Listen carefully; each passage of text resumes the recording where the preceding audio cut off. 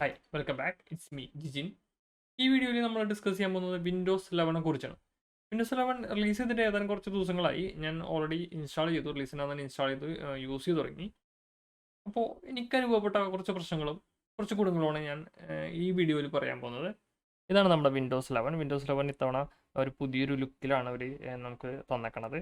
പ്രധാനപ്പെട്ട ഒരു വ്യത്യാസം എന്ന് പറഞ്ഞാൽ നമ്മുടെ ഡെസ്ക്ടോപ്പ് തന്നെയാണ്. ഡെസ്ക്ടോപ്പിൽ ഒറ്റ നോട്ടിൽ തന്നെ നമുക്ക് ആ വ്യത്യാസം കൃത്യമായിട്ട് നമുക്ക് മനസ്സിലാവും. കാരണം നമ്മുടെ ഡെസ്ക്ടോപ്പിൽ കിടക്കുന്ന ഐക്കൺസ് എല്ലാം, ടാസ്ക് ബാറിലെ ഐക്കൺസ് എല്ലാം നമുക്ക് സെൻട്രൽ അലൈനായിട്ടാണ് നമുക്ക് ഇത്തവണ ഒരു പ്രൊവൈഡ് ചെയ്തേക്കുന്നത്. സെൻട്രൽ അലൈൻ ഇഷ്ടമില്ലാത്ത ആൾക്കാർക്ക് വേണ്ടിയിട്ട് നമുക്ക് ലെഫ്റ്റിലോട്ട് നമുക്ക് പഴയതുപോലെ ലെഫ്റ്റിലോട്ട് ചേഞ്ച് ചെയ്യാനുള്ള ഓപ്ഷൻ അവർ പ്രൊവൈഡ് ചെയ്തിട്ടുണ്ട്.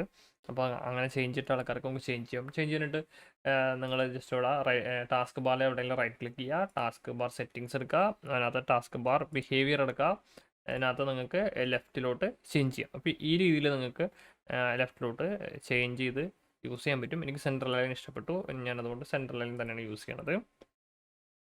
ഈ ഒരു അലൈൻമെൻറ്റ് കാണുമ്പോൾ മാക്കോയ്സിനാണ് എനിക്ക് ഓർമ്മ വരുന്നത്. നമ്മുടെ മാക്കോയ്സിനകത്ത് ഡോക്ക് എന്ന് പറഞ്ഞൊരു സിസ്റ്റം ഉണ്ട്. അത് ഇതേപോലെ ഐക്കൺസിന് സെൻറ്ററായിട്ടാണ് അലൈൻ ചെയ്ത് നിർത്തുക. അതുകൊണ്ട് എനിക്ക് ഈ ഒരു വിഷ്വലൈസേഷൻ എനിക്ക് ഇഷ്ടപ്പെട്ടു. പിന്നെ ഇതിനകത്ത് റൈറ്റ് ക്ലിക്ക് ചെയ്യുമ്പോൾ വരുന്ന മെനു നമ്മുടെ പുതിയ ഒരു ഇൻ്റർഫേസാണ്. ഇത് നല്ല ഭംഗിയായിട്ടുണ്ട്. ഇത് കാണാൻ വിഷ്വലി നല്ല രസമുള്ളൊരു ഇൻ്റർഫേസ് തന്നെയാണ് പ്രൊവൈഡ് ചെയ്തേക്കുന്നത്. ഇനി ഇതിൻ്റെ പഴയ മെനു കണ്ട ആൾക്കാർക്ക് വേണ്ടിയിട്ട് ഷോ മോർ ഓപ്ഷൻസ് എന്ന് പറഞ്ഞാൽ ഇവിടെ ഒരു ഇത് കൊടുത്തിട്ടുണ്ട്. ഷിഫ്റ്റ് F10 എന്നതിൻ്റെ ഷോർട്ട് കട്ടായിട്ട് പ്രൊവൈഡ് ചെയ്തേക്കണം. ഇതിനകത്ത് ക്ലിക്ക് ചെയ്യണമെങ്കിൽ നമ്മുടെ പഴയ ആ ഒരു വിൻഡോയിൽ നമുക്കിവിടെ കാണിച്ചു തരും, മെനു സിസ്റ്റം ഇവിടെ കാണിച്ചു തരും. പക്ഷെ പുതിയ മെനു സിസ്റ്റം നല്ല ഭംഗിയായിട്ട് തന്നെ ഇവിടെ കൊടുത്തിട്ടുണ്ട്. അതുകൂടാതെ എല്ലാ കോർണേഴ്സ് റൗണ്ടഡ് കോർണേഴ്സ് ആക്കിയിട്ടുണ്ട്. ഏത് ആപ്പ് തുറന്നാലും അതിൻ്റെ കോർണേഴ്സ് റൗണ്ടഡ് ആക്കിയിട്ടുണ്ട്. പിന്നെ നമ്മുടെ സ്റ്റാർട്ട് മെനുവിൽ ക്ലിക്ക് ചെയ്ത് കഴിഞ്ഞാൽ ഈ കാണുന്നതാണ് നമ്മുടെ സ്റ്റാർട്ട് മെനു ആയിട്ട് വരുന്നത്. ഇതിനകത്തോട്ട് സെർച്ച് ചെയ്യാം. അതുപോലെ തന്നെ പിന്നീട് ആപ്സ് കാണിക്കുന്നുണ്ട്. പിന്നെ നമുക്ക് റെക്കമെൻഡഡ് കാണിക്കുന്നുണ്ട്. റെക്കമെൻഡഡിൽ തന്നെ നമുക്ക് റെക്കമെൻഡഡ് ആയിട്ട് റീസെൻ്റ്ലി ആഡഡ് ആപ്സ് കാണിക്കുന്നുണ്ട്. അതുപോലെ തന്നെ നമ്മൾ ലാസ്റ്റ് ഓപ്പൺ ചെയ്ത ഫയൽ ഏതാണെന്ന് വെച്ചാൽ അത് കാണിക്കുന്നുണ്ട്. അങ്ങനെയുള്ള ഡീറ്റെയിൽസ് എല്ലാം ഇവിടെ കാണിക്കുന്നുണ്ട്. അതുപോലെ തന്നെ നമുക്കിവിടെ എൻ്റെ ഒരു പ്രൊഫൈൽ പിക്ചർ കാണിക്കുന്നുണ്ട്. അതായത് എൻ്റെ അക്കൗണ്ട് ഞാൻ ലോഗിൻ ചെയ്തുകൊണ്ട് അതിൻ്റെ ഒരു ഡീറ്റെയിൽ കാണിക്കുന്നുണ്ട്. ഷട്ട് ഡൗൺ ചെയ്യാനുള്ളൊരു ബട്ടൺ ഇവിടെ കാണിക്കുന്നുണ്ട്. ഇത്ര സെറ്റിങ്സാണ് നമുക്ക് സ്റ്റാർട്ടിൽ തുറന്ന് നമുക്ക് കാണാൻ പറ്റാം. പക്ഷേ നമുക്കിത് കസ്റ്റമൈസ് ചെയ്യാൻ പറ്റും. കസ്റ്റമൈസ് ചെയ്യണത് എങ്ങനെയാണെന്ന് ഞാൻ പറഞ്ഞുതരാം. സെറ്റിങ്സ് കയറാം. സെറ്റിങ്സ് കയറി കഴിഞ്ഞാൽ പേഴ്സണലൈസേഷൻ എടുക്കാം. പിന്നെ ഒരു പ്രത്യേക കാര്യം, പേഴ്സണലൈസേഷൻ വർക്ക് ചെയ്യണമെന്നുണ്ടെങ്കിൽ നിങ്ങൾ വിൻഡോസ് 11 ആക്ടിവേറ്റ് ചെയ്തിരിക്കണം. ആക്ടിവേറ്റ് ചെയ്യാത്ത പി സിയിൽ പേഴ്സണലൈസേഷൻ ഓൺ ആവില്ല, എനേബിൾ ആവില്ല. അപ്പോൾ പേഴ്സണലൈസേഷൻ എനേബിൾ ചെയ്യുക. അതിനുശേഷം നിങ്ങൾ സ്റ്റാർട്ട് എന്ന് പറയുന്ന ഈ ഒരു സെക്ഷനിൽ കയറാം. ഇതിൽ കയറി കഴിഞ്ഞാൽ നമുക്കിവിടെ ഇവിടെ കുറച്ച് ഓപ്ഷൻ കാണിക്കുന്നുണ്ട്. Show recently added apps. അതായത് ഞാനിപ്പോൾ സ്റ്റാർട്ട് മെനു ക്ലിക്ക് ചെയ്യുന്ന സമയത്ത് ഇവിടെ റീസെൻ്റ്ലി ആഡഡ് ആപ്സ് എന്ന് പറഞ്ഞിട്ട് കുറച്ച് ആപ്സ് കാണിച്ചിട്ടുണ്ട്. അതെനിക്ക് ഇവിടെ വേണമെന്നുണ്ടെങ്കിൽ ഞാനത് ഇതിവിടെ ഓണാക്കി വെക്കണം. അതുപോലെ തന്നെ ഒരു ഓപ്ഷനാണ് ഷോ മോസ്റ്റ് യൂസ്ഡ് ആപ്സ് എന്ന് പറയുന്നത്. ഷോ മോസ്റ്റ് യൂസ്ഡ് ആപ്സ് ഞാനിപ്പോൾ ജസ്റ്റ് ഓണാക്കിയേ ഉള്ളൂ. ഞാൻ ഇത്ര നേരം അത് ഓഫ് ചെയ്തിട്ടേക്കാണ്. അതുകൊണ്ട് തന്നെ ഇവിടെ മോസ്റ്റ് യൂസ്ഡ് ആപ്സ് ഇവിടെ കാണിച്ചു തന്നിട്ടുണ്ടാവില്ല. അത് ആവശ്യമുണ്ടെങ്കിൽ അത് എനേബിൾ ചെയ്യാം. അതുപോലെ തന്നെ നമുക്ക് കാണാൻ പറ്റുന്ന ഒരു ഓപ്ഷനാണ് show recently open items in start. അതായത് ഞാൻ സ്റ്റാർട്ട് മെനു എടുക്കുന്ന സമയത്ത് ഇവിടെ ഒരു വീഡിയോ ഫയൽ ഓപ്പൺ ചെയ്തിട്ട് കാണിക്കുന്നുണ്ട്. ആ ഫയലിൻ്റെ നെയിമും അതിൻ്റെ ലൊക്കേഷനും ഇവിടെ പ്രൊവൈഡ് ചെയ്തിട്ടുണ്ട്.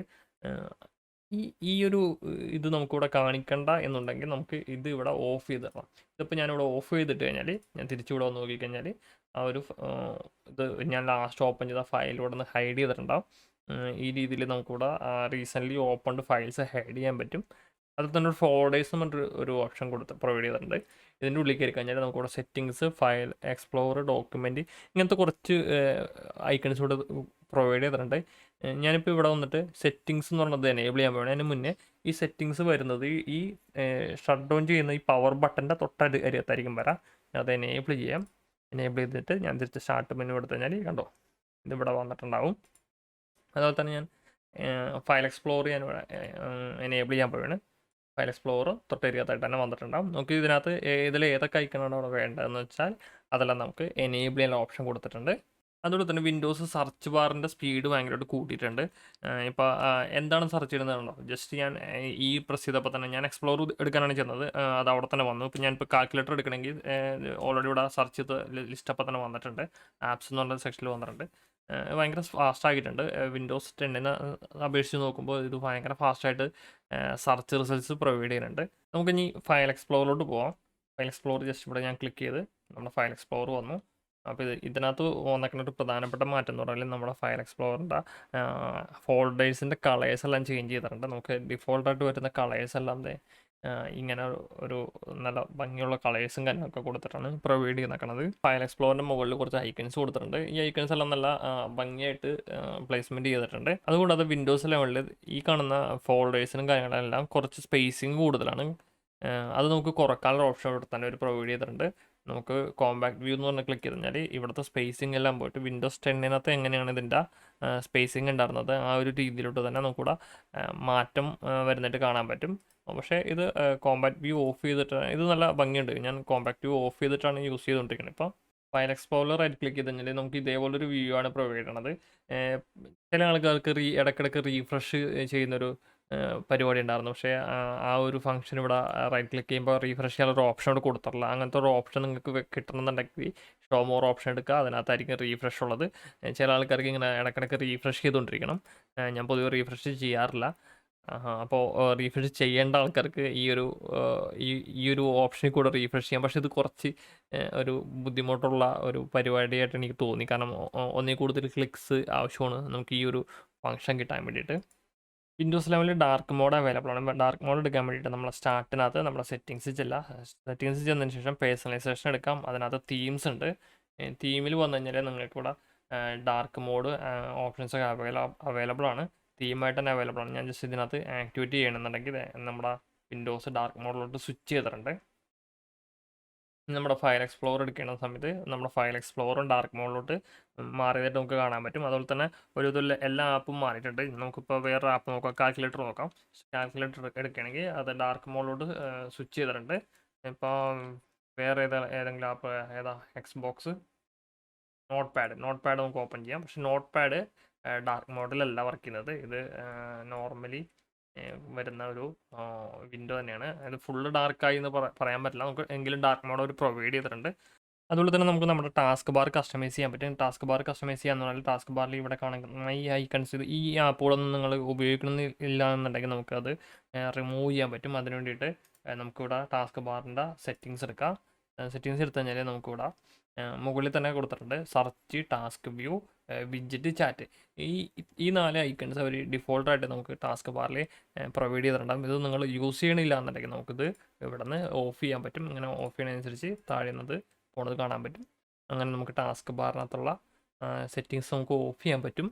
പിന്നെ ടാസ്ക് ബാർ കോർണർ ഓവർഫ്ലോ എന്നൊക്കെ പറഞ്ഞ ഫീച്ചേഴ്സൊക്കെ അവിടെ പ്രൊവൈഡ് ചെയ്തിട്ടുണ്ട്. കോർണർ ഓവർഫ്ലോ എന്ന് പറഞ്ഞാൽ ഞാനിപ്പോൾ ഇതാണ് നമ്മുടെ കോർണർ എന്ന് പറഞ്ഞാൽ ഇപ്പം ഞാൻ ജസ്റ്റ് ഇവിടെ OBS എന്ന് പറഞ്ഞാൽ ഈ ആപ്പ് ഒന്ന് എനേബിൾ ചെയ്ത് കഴിയുമ്പോൾ OBS ഓൾറെഡി റെക്കോർഡിങ് നടന്നുകൊണ്ടിരിക്കുകയാണ്. അപ്പോൾ OBSൻ്റെ ഐക്കൺ നമുക്കിവിടെ സെപ്പറേറ്റ് കാണിക്കുന്നുണ്ട്. നമുക്ക് പെട്ടെന്നായിട്ട് നമുക്ക് ഐഡൻറ്റിഫൈ ചെയ്യാൻ പറ്റും എന്തെങ്കിലും. ഇപ്പോൾ നമുക്കൊരു പെൻഡ്രൈവ് കണക്ട് ചെയ്തിട്ടുണ്ടോ ഇല്ലയെന്ന് നമുക്ക് ഈ ഒരു മെനുവിൽ ക്ലിക്ക് ചെയ്ത് നോക്കേണ്ട ആവശ്യമില്ല. അതിന് പകരം ഞാൻ ഈ ഓവർഫ്ലോയിൽ ഇപ്പോൾ ഇത് എനേബിൾ ചെയ്ത് കഴിഞ്ഞാൽ ഈ പെൻഡ്രൈവിൻ്റെ ഐക്കൺ നമുക്ക് നേരെ താഴത്തോട്ട് വന്നിട്ടുണ്ട്.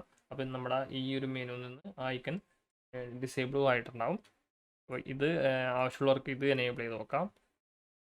അതുകൂടാതെ നമുക്ക് ഇവിടെ ഒരു ഓപ്ഷനാണ് ടാസ്ക് ബിഹേവിയർ ഇവിടെ കൊടുത്തിട്ടുണ്ട്.